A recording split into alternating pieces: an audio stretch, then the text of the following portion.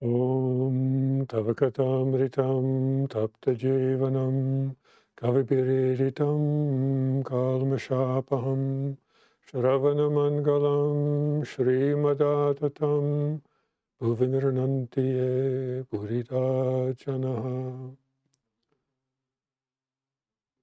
The nectar of your words, the praise of poet-seers, elixir to parched souls, delight to listening ears, cleanser of all sins is great and glorious. They who spread it far and wide on earth are most generous. Good evening, friends. Today we will continue with the Gospel of Sri Ramakrishna, and we are now on page 126. But I will just review a little bit of the previous class because it brings today's topic into context. So last week when we had our class, Sri Ramakrishna was mentioning that if you want to realize God, you first have to purify the mind, and then with that pure mind or pure heart, God will sit in that pure heart. And he also goes on to say that we first have to dive deep. We need to be sincere that we want to realize God. Only then is it possible to even put in the effort. Just as if you were an alcoholic and you sincerely wanted to give up alcohol, you have to put everything into motion, join Alcoholics Anonymous or some other support group, something that can keep reminding you of what the goal is, and also develop a level of self-control, of restraint, of abstinence, and do it with sincerity. So the same as with any kind of spiritual life. If you really want to develop love of God, if you really want to realize God, you need that level of sincerity, that sense of purpose, that strength of purpose. And then Sri Ramakrishna goes on to say that, he could use an analogy, that we need to dive deep. Dive deep in the sense that, for example, if you dive deep in the ocean, you will find all kinds of treasures. So also when we dive deep in our spiritual practices and spiritual disciplines, we find certain treasures that will sustain us. Our virtues become stronger, our sense of control becomes stronger, our character develops into a stronger character. We will have less fear, we will be stronger in our determination to pursue spiritual life, and also it will strengthen our love for God, because we will realize that with that dependence on God, God's strength basically reinforces our strength. But we have to keep in mind that it's always God's strength working through us. So we find comfort in his strength. But Sri Ramakrishna laments. He says, no one wants to plunge. No one wants to put in the effort. And we see that today in all our activities. Nobody wants to pursue any discipline wholeheartedly.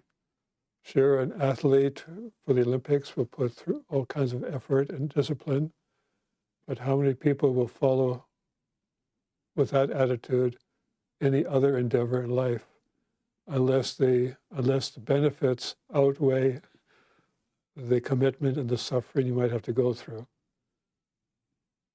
So such as studying for the exams, such as taking classes, such as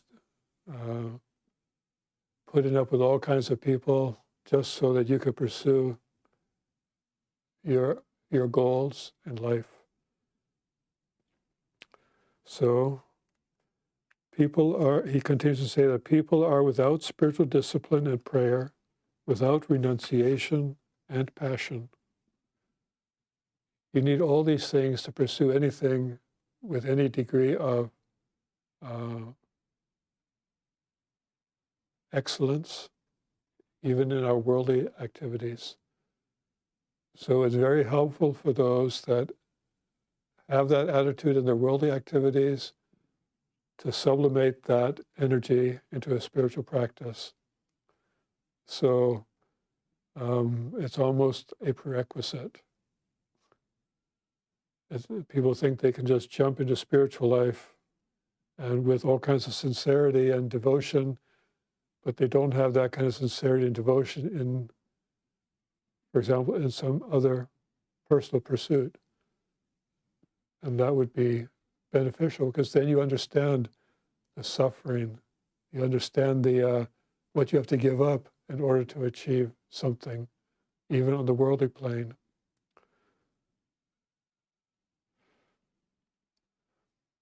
And Swami Ramakrishna has repeated again and again that God cannot be realized without discrimination and renunciation. Now, some people, nowadays, the word discrimination, bad word. But in the context of the way it's being used here, just by discrimination, we're talking about the mind's ability to differentiate between fact and fiction, between truth, what is untrue, and what is good and not good for one's spiritual life. And when one can do that, then one is ready to renounce what is not good and what is not beneficial, and be able to do that with conviction. And then that opens up many avenues, because those are obstacles that no longer are going to be perturbing your mind as you try to move toward spiritual realization. But again, it requires sincerity and a lot of effort. So here we have a conversation going on between the master and M. And M is thinking, because he has a sense of duty, he's asking himself, do discrimination and dispassion mean giving up lust and gold? Now, Swami Ramakrishna, throughout the Gospel, emphasizes that one cannot realize God unless they are able to renounce lust or gold. By gold, he means greed, selfishness, any worldly desires, and by lust, he means an extreme attraction to worldly pleasures. So, and unable to withdraw the mind from those pleasures. So now M is wondering, as Swami Krishna is talking in this way, he is at a loss about what to do with his life. And he asks the master, now we're continuing, what should one do if one's wife says, you are neglecting me, I shall commit suicide?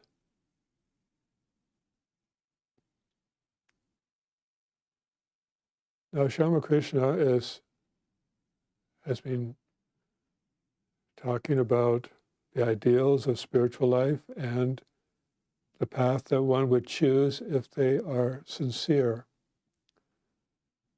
But now what happens if a person like M, who considers himself very sincere in this endeavor, and perhaps he's spending more time on that, and his wife is recognizing that he is neglecting her, and as a way of trying to get more attention on herself, she comes up with this and says, I shall commit suicide.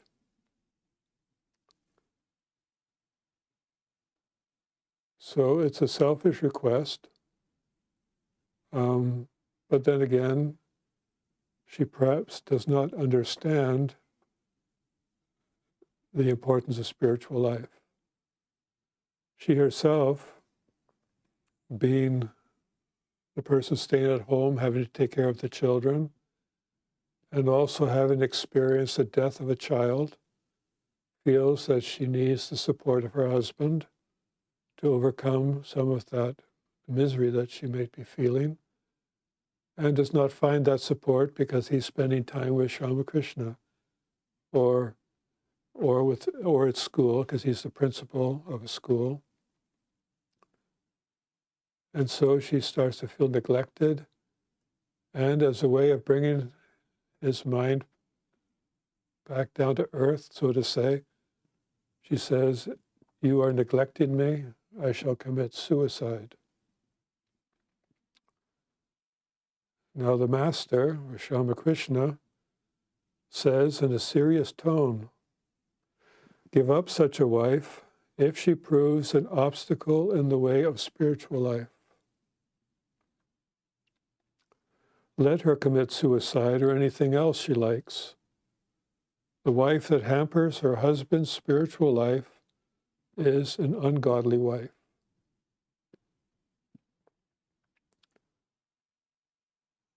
Now these words are coming like a shock to him, because he's at this transitional point where he's like caught between a rock and a hard spot. His wife has given him an ultimatum, and yet he feels that spiritual life, he finds consolation in spiritual life and the spiritual pursuit. He has a love for Sri Ramakrishna, and his wife feels that perhaps he loves Sri Ramakrishna more than he loves her, and feels neglected.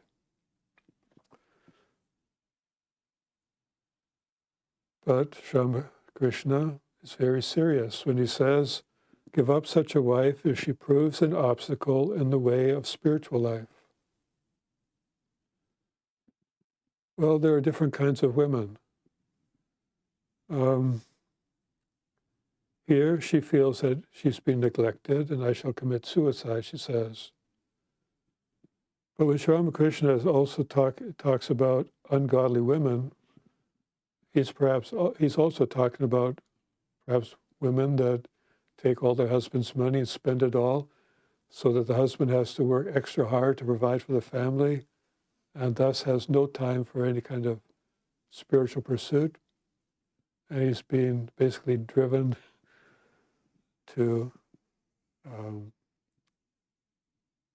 well, I would say depression, something like that, along that line, because he will feel he's totally out of control. Life at home is out of control. So, or a wife that wants to engage in pleasures all the time, go to parties and this or that, but the husband might have spiritual inclinations and doesn't want to go to all the parties or meet all the friends. He wants to sit in meditation, he wants to go to holy places, but the wife has no interest in joining him and will create obstacles, set up appointments. Okay, you have to take me here, you have to take me there. Leave Sri Ramakrishna there, he can take care of himself, but I need your help. So a needy wife might be, or a needy partner. Here is husband and wife, but it could be the other way around. The wife could be quite spiritual, but the husband wants to lead a life of enjoyment and all that kind of thing. So it's irrelevant. This applies one way or the other, either spouse. So yes, a wife that wants to lead a spiritual life, but the husband is philandering around and not paying attention to any affairs, yes, Sri Ramakrishna is saying that it's the same thing. Give up such a husband if he proves an obstacle. In M's case, it's give up such a wife if she proves to be an obstacle. And if they are using threatening words, well, let them see if they will actually carry out, if they're that serious. But most often than not, those are only fighting words, but not words. They don't have serious intent, unless things like depression or other kind of mental illness or other things like along that line might be a contributing factor. So Sri Ramakrishna continues, or pardon me, the story continues. Immersed in deep thought, M stood leaning against the wall. Narendra and the other devotees, who were also in the room and heard what Sri Ramakrishna said, they remained silent a few minutes. The master exchanged several words with them. Then, suddenly, going to M, he whispers in his ear, "But if a man has sincere love for God, then all come under his control, the king, wicked persons, and his wife. Sincere love of God on the husband's part may eventually help the wife to lead a spiritual life. If the husband is good, then through the grace of God, the wife may also follow his example."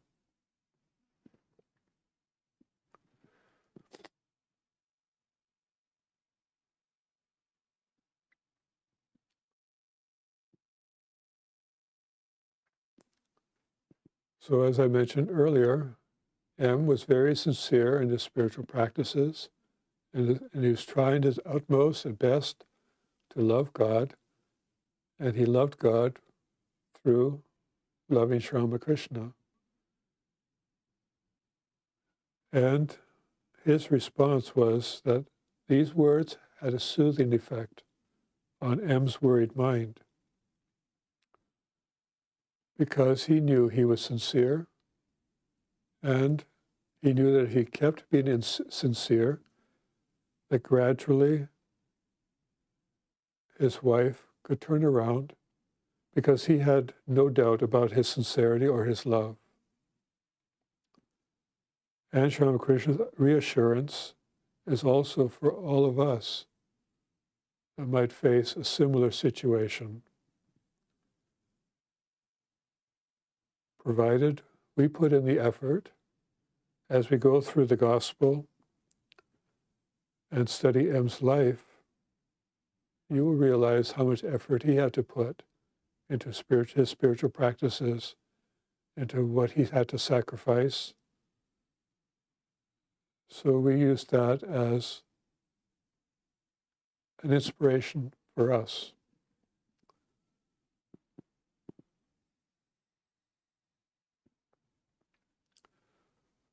So these words of Sri Ramakrishna had a most soothing effect on M's worried mind.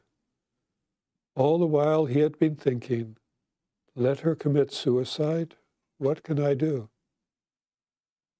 He was feeling totally hopeless, but he's been reassured by Sri Ramakrishna, who in turn reassures us that yes, if we feel that we are being held back in our spiritual progress or in what we feel makes us progress spiritually, then if we do so with wholehearted devotion, develop love for God, then perhaps, it's not a guarantee, that's the thing, and that the other person may turn around. Again, it all depends, again, on the grace of God. And that is, we also have to pray for God's grace. And we pray for the person that's suffering. We pray for the person that they may also change their mind, that God will change their mind. Those are all part of our prayer for that person, knowing that a person with such a mind would benefit from understanding what spiritual life and what making spiritual progress is about. So we're doing it not just out of love for God, but also out of love for that person. So our spiritual practices is our self-sacrifice, our act of self-sacrifice to help that person. That in turn will help us. And that in turn helps the relationship. And that in turn can turn the mind of the other person, oh, that person really does love us, it really cares, and is supportive. So yes, it's all connected. Our prayer, how self-sacrifice works.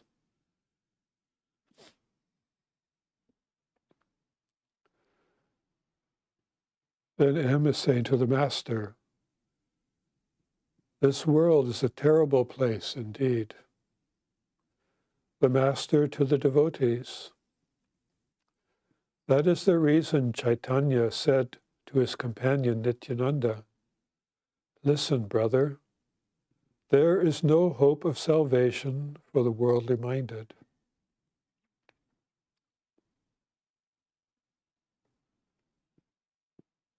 Well, we are worldly minded, but we have to turn our mind around to be spiritually minded. Even though we are in the world, we're not expected to renounce everything to start our spiritual life and spiritual practices. Whatever we renounce will come naturally as we develop dispassion for certain things that we do not find helpful in our spiritual life. We have to remember that by dispassion, we're actually talking about not being influenced by strong emotions. We're talking about being able to be rational and impartial. That is dispassion. It does not mean you do so out of hatred for things. You do so because that's what makes sense to you. But you also need to purify the mind so that you can have a clearer understanding of what it means to be rational and impartial. What does it mean to be able to be calm, cool, and collected under all situations, and be able to arrive at clear thinking about the right course of action. Sometimes we are flooded with emotions because we are placed in circumstances where suddenly we have to make a decision. Are we going to make a rational decision or an emotional decision? When we have controlled our mind to some degree, when we can do so, if we always keep this in the forefront, our love for God, and reduce the love for ourselves, then we are more likely to make a more correct decision, a less selfish decision. And then we can discriminate more clearly between what is fact and fiction, what is truth, what is untruth, what is good and what is not good for us spiritually. And then we will renounce what is not good. And it will seem like a natural renunciation. Just as you move in one direction, you leave what you don't want behind you. And you only see the goal of what you do want. And that's what you keep your focus on.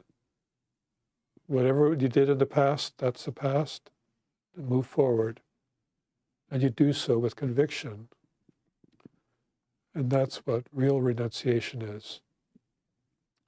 Nowadays, in a world where we do have this, quote, cancel culture, and we think, oh, the moment a person has done us wrong, cancel them. We call that renunciation. That is not renunciation. That's a total misunderstanding. Because what it means is, that person doesn't agree with me, you've made an emotional decision, not a intellectual decision. Because if you start canceling out every single person in your life, you'll be left alone.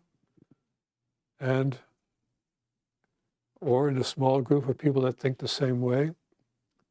But inadvertently, even that one person in that group will think differently than you about some other topic, and so they will also be canceled. Well, what is that? That just means you don't get along with people. And you have to learn to get along. Otherwise, how will you be able to love everyone? How will you see God in everyone? You can't even see God. All you see is your own ego. But you have to go beyond that. Your ego is only part of a cosmic ego. Our ego is not the all-important ego. The all-important ego is the cosmic ego, of which we are all just one small part. We have to accept that. That's the difference between accepting and tolerating. Just because I say I tolerate you, that doesn't mean I accept you. So we have to understand what the difference is.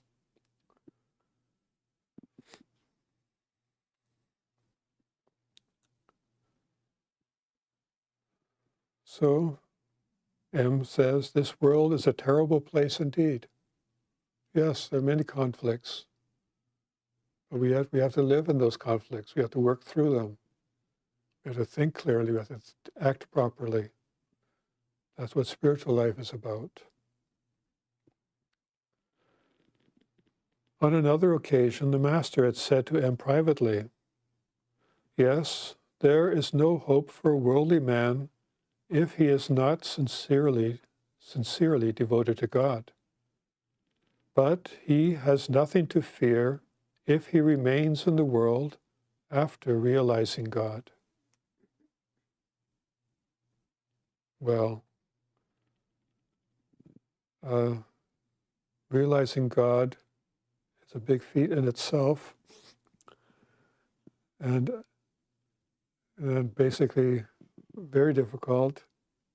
It's like saying, well, how many champions are in the Olympics? Okay, in the long jump, how many champions are there? Well, it's 1, 3. The gold medal, the silver medal, the bronze medal. Everybody else is forgotten about unless they keep practicing and then trying again. So also it is with how many people can realize God. Well, 1 or 2 or 3 at any one time, perhaps. But then he says, nor need a man have any fear whatever of the world if he attains sincere devotion by practicing spiritual discipline now and then in solitude.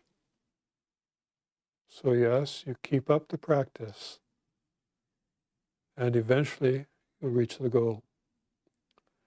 And it's easier to do that in solitude.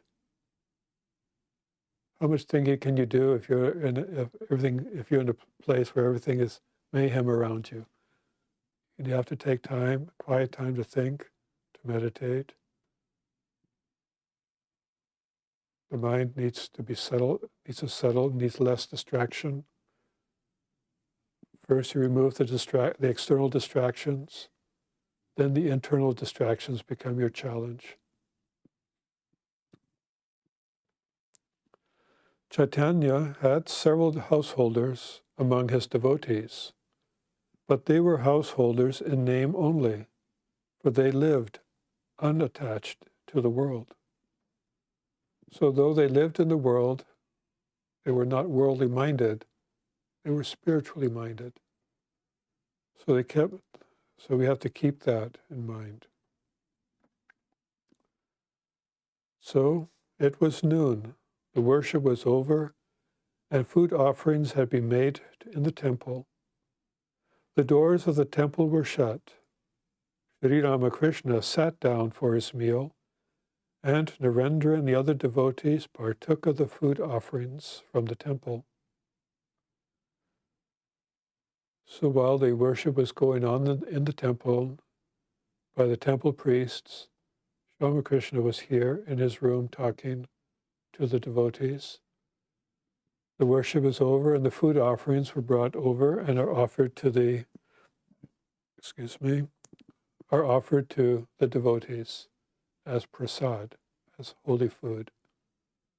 So first the food is offered to the deity, to God, and then the remains, the subtle part goes to God, the gross remains, the physical food is then offered to the devotees. So that ends the day of M's diary for this day, and it's also, I will conclude today's talk here and start with the next day, next week. If any of you have any questions, they are welcome at this time. And while you think about that, for those in the room, I will see what's available online.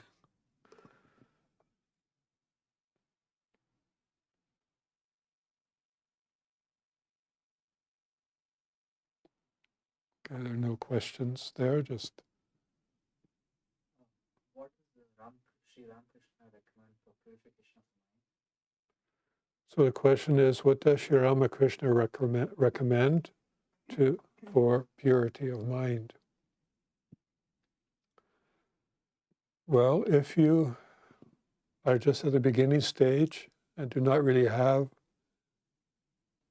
I would say, belief or a sense of love for God or trust that God is there, then you just start by praying to God, for example, if there is a God, may all be happy. Start with some selfless prayer. The more selfless you can think, the more selfless thoughts you can put inside, the more they become part of you, and that will start the process of purifying the mind. Once you start having selfless thoughts, then you'll inadvertently start performing selfless action. If people start to come to you for help, even though it may be inconvenient, you'll try ungrudgingly to offer help and continue with your selfless prayers as love of God. And then as you see that you're helping people or helping your fellow man, then you'll see that you are part of helping the world. And then you'll start feeling perhaps some attachment to a greater cosmic existence, some sense of there must be a God or something. How would I then start praying, how do I love such a God? Such prayers would gradually, slowly help purify the mind for someone that does not yet have devotion or complete belief in God, in a God. And then try to realize that, well, all the scriptures say that God is present everywhere. That means God must be present in every being. And for example, the motto of the Ramakrishna order is to worship that divine being or worship God present in every human being. Keeping all of that in mind, gradually purity of heart, purity of mind will grow.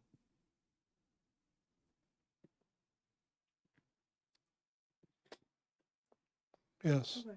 Going back to the story about M and his wife, when you mentioned that there is consciousness or God existing in every person, everything in the world, why is there not also a dual answer to his question of following spiritual life in remaining in his householder duties, but doing it in a space of selfless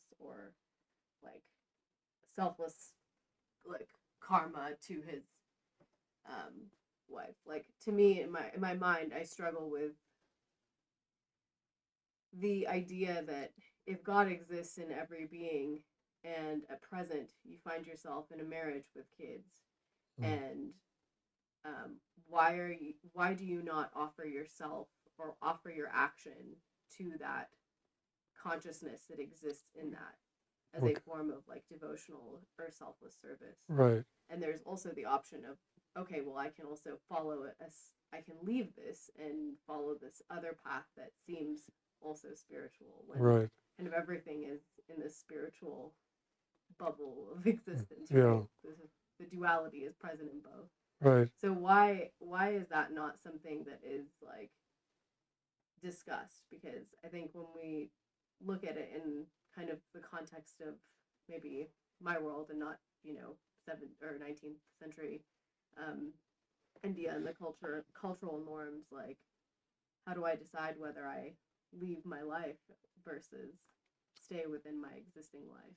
Okay, so the question is along the lines of someone who has commitments in life, family, children, so forth, and wants to lead a spiritual life, but is conflicted. Do they give up their householder life? Do they give up the family life in pursuit of spiritual life? And that is where Ramakrishna actually is. That is the whole purpose of here.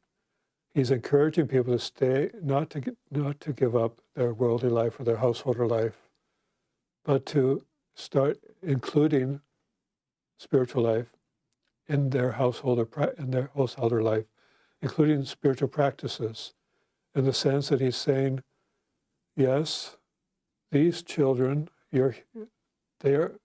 God is in all of them. They are God's children ultimately, because everyone is God's child. Your responsibility is to bring them up responsibly, teach them how to survive in the world, how to whatever, even impart basic spiritual instruction, whatever you feel they need to survive when you are no longer able to provide for them. So, but you do so out of responsibility and love, but incorporate a spiritual aspect to it. So Ramakrishna does not want people just to give up everything to follow a spiritual path. He's saying that, no, change your attitude, work with an attitude. They are God's children. Your duty is to love them, see God in them, but they also need discipline. You can't just let them run around and play. They have to sometimes be told, stop, do your homework, because you know that will be beneficial. But you don't just walk away. And so when you are in a family situation, you are basically renouncing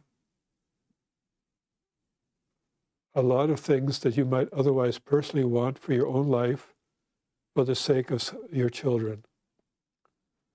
So that is, you are practicing renunciation because you are self-sacrificing.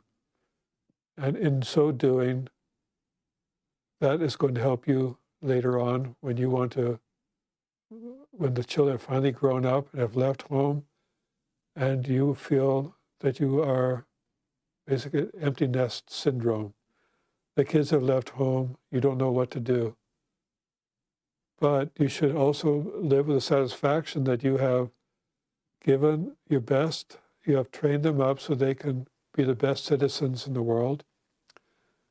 But you now have also, with the practice of self-sacrifice and renunciation on your half, you are now able to almost fairly quickly, if you've done it properly, to sublimate that into now more, directing the mind more towards spiritual goals or more selfless activities. Maybe not just your children, but perhaps a community or perhaps a social purpose. Perhaps you have not really, still don't really have devotion to God, but you have love for humanity. So you start moving from serving your family to serving a social or humanitarian purpose. And then that can grow into love of God. So you are not just, but if you walked away, you have basically escaped that opportunity. You're missing an opportunity. And not only that, that opportunity was an opportunity for you to grow as a person. By walking away from it, you've actually sacrificed an opportunity that could help you in the future. And not only that, you've not actually, you think you've escaped that opportunity, but in reality, you're going to face those challenges wherever you go. And you cannot just keep on escaping. At some point, you're going to have to face up and learn. So what's the point? You may as well have stayed in that relationship and learned within that relationship rather than jumping from here to there and everywhere and never finding satisfaction in anything. So in other words, you've not put your heart and soul into anything. You've not dived deep, as Swami Nikhilananda would say. And that starts with our worldly life. Okay.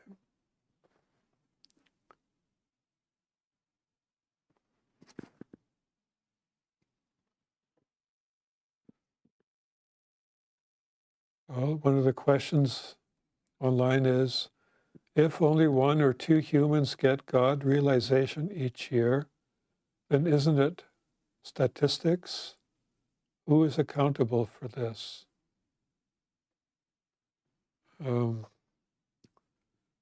God's not keeping track of this, and human beings cannot keep track of this. Incarnations, or people that have realized God, not just incarnation, but individuals that have realized God, you may never know who they are. They may be a person who is a wise person, who has said something, who has lived life, gone through all the struggles, has had some realization, has learned something in life, and perhaps passes on 1 or 2 sentences that they find meaningful to help someone else. You will think that that person, and because those words come from a person who has lived those words will have impact on you. Has that person realized God? Maybe, maybe not. But life is not just going on looking for people who have realized God, because part of it is that in so doing, one develops such humility that they will never say. They cannot say. It would hurt them to say such a thing, and it would seem untrue to them. So, how many? Who knows? They move amongst us. We would not know. But perhaps for some rare individuals, we may get an inkling of it. There's no other real way of addressing that. So statistically, there may be at times more people that realize God during a particular age than at other times. But who is to say?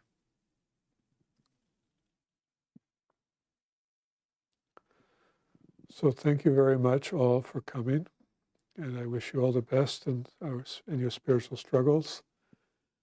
And I will conclude with a chant.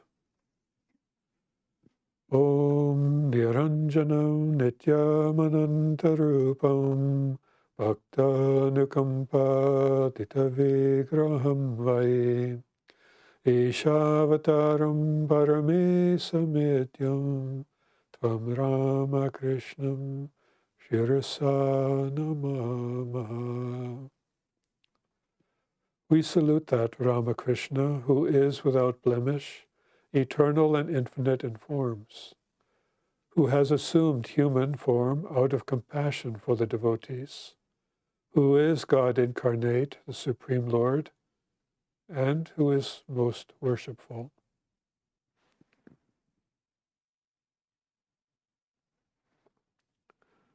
Before I forget, we have an announcement. The Friday class will be given by Swami Nikhilananda in this chapel. It will be streamed online also. It will be part 9 and the final part of Girish Ghosha's life. That doesn't mean that by part 9 we have covered everything in his life.